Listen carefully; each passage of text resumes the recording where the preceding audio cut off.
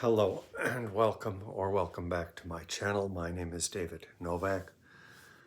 Recently, in the process of doing I don't know what, I managed to strain my back. So it's hard for me to get up and down. I got down here pretty nicely, but when it comes to getting up after the video is over, that's going to be kind of tough. So I've been a little bit slack. I thought I would show you some new books that I've gotten recently. I've put things together from different places. I have some things in a box which I can't get because I can't bend over and do all of that kind of stuff. I've lately been reading George Eliot, so this is not new. And this bookmark does not actually tell my progress. I'm further along than this. I've been reading with a mixture of audiobook, Kindle on the iPad, and this I actually very seldom touch. So my most recent several chapters have been on the digital format, and that has worked. But there have been days when I've just used the audio. But I thought this is one of the books that I have traditionally used to help me when I need help with the back. I have a set of other exercises which have done me well, and I'll be getting to that, as I say, in a day or two after I feel some measure of stability. Sometimes it's okay, I guess, to just ease up on it. Some people will even stay in bed for a few days. Well, that doesn't work for me. I still want to move around. I have the dogs locked away, and they may have to be more until I feel that I can move around better, because it's just not something I can handle right now. So I thought I would show you some other. I stumbled upon a book sale the other day, and I'm not sure if I have everything here, but I thought of books that have come in recently.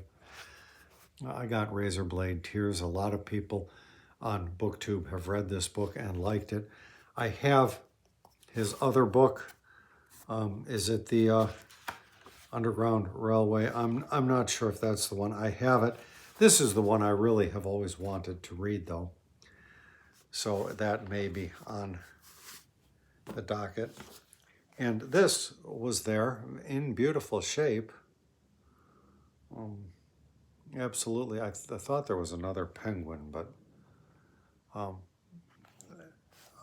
I think I've seen little bits of the movie that was made from this, In the Heat of the Night. I don't think I ever watched the movie in its entirety, but it seems like a pretty short book, about 150 pages, so that is doable. In the Heat of the Night by John Ball.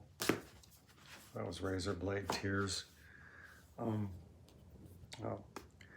This looks like a really nice anthology of short stories. Greg at Another Bibliophile Reads has done some nice videos about short stories, and I realized since coming on BookTube, I tend not to read short stories unless they are in some kind of a volume, generally a collected stories by an author or something like that. But I'm wondering if I shouldn't just get back to my old habits of just poking in and out of a book. It won't get logged. I won't get any credit for it. But all of my plans for this year have kind of fallen astray. But this is edited by Michael Sims. It is the Penguin book of Victorian women in crime. This being Victober, it would be something good for me to dip into at this time. Now, the book that came in the mail today turned out to be a very beautiful copy. When I saw the package, it looked kind of bent a little bit, so I was very much afraid. But when I opened it up, yeah, it's a little bit. It's been through some kind of a presser, but it's a modern library edition of the Cider House Rules. I didn't know it was of such high regard that there would be a modern library hardback, but I'm very happy to have it. I have not read anything by John Irving since I was a wee laddie, probably a teenager. So I am looking forward to this.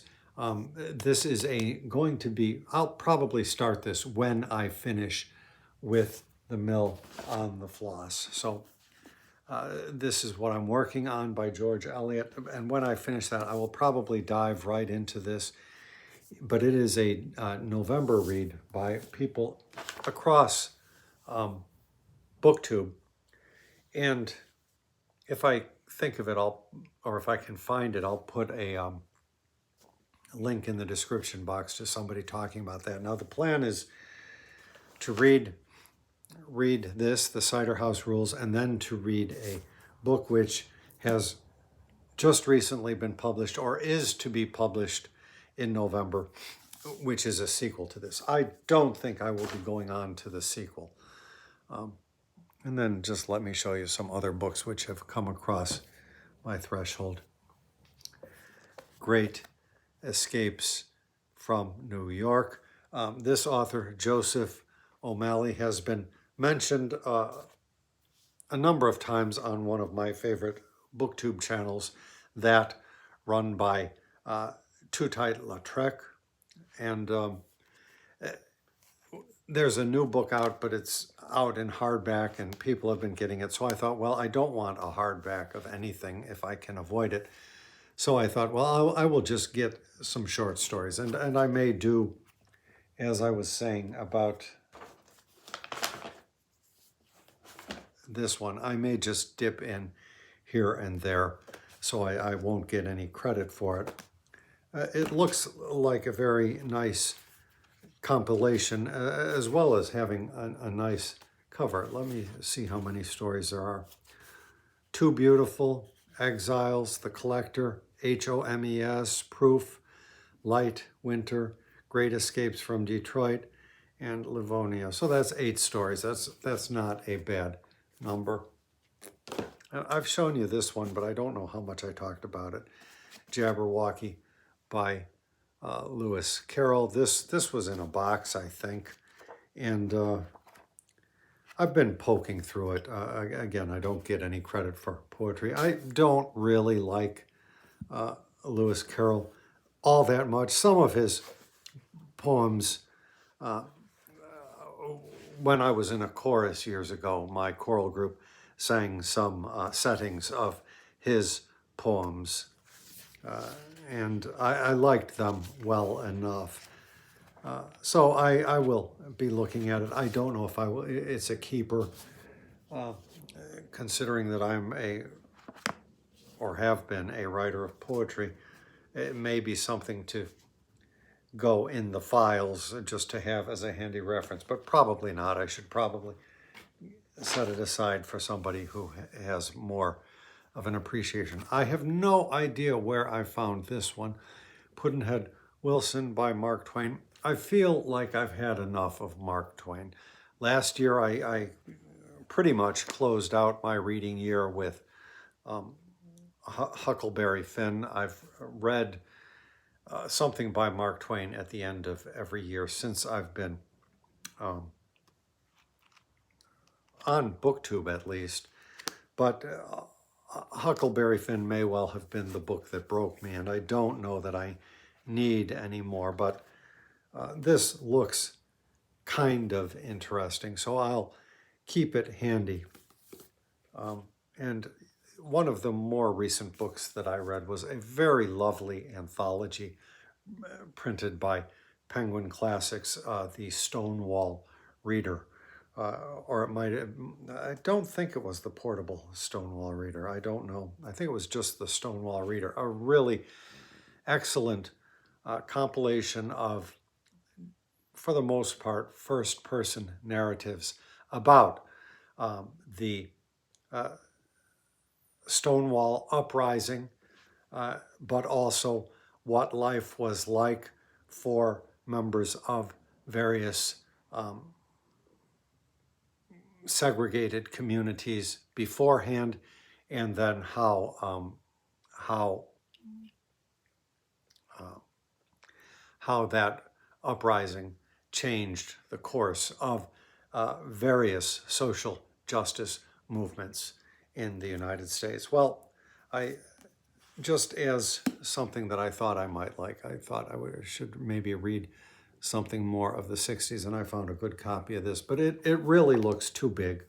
This is like 600 pages, and the font is not all that small, so I probably won't be getting to it. So I thought I would just show you these.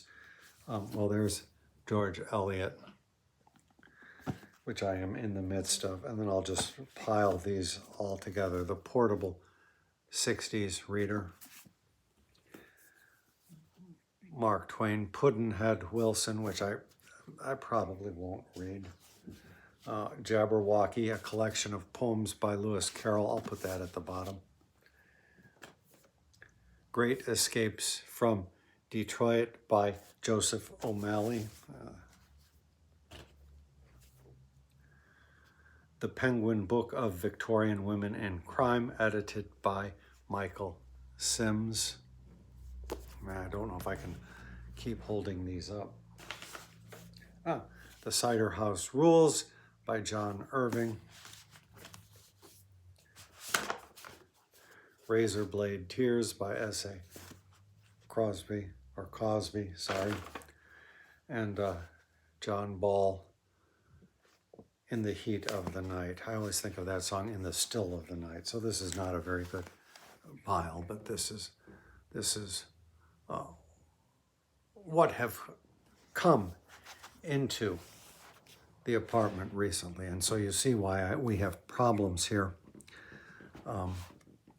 I recently got rid of my old PC that was in the basement. I had the PC on a shelf, and then there was a printer on a shelf, and a keyboard on a shelf, and some other things, and I got rid of it. So the ceiling collapsed in there. So once I get that mess cleared up, I will have room to move things into that little cubby hole. So I'm here. I'm well, I guess, as well as can be. I have not been very active out on the streets. I've heard anecdotally enough stories about what's happening in Chicago with the fascist attempt to destroy our civil democracy. Here, I think the long-term goal is to establish a permanent military presence in democratic cities so that people are afraid to go and vote come the midterm elections, and thereafter we'll see how things progress. So thank you for stopping by my channel, and I will probably continue to post little quotations here and there from George Eliot.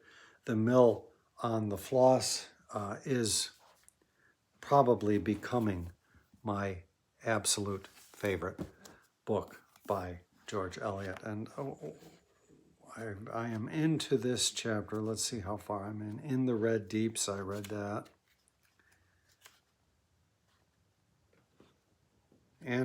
Aunt Glegg learns the breadth of Bob's thumb. I read that. That might be about where I got to. You have to read it to understand the Wavering Balance. The one that I most recently read was Another Love Scene. Yeah, Another Love Scene. So that's the last chapter that I finished. So I'm making steady progress, and I'm very happy with it. Thank you for stopping by.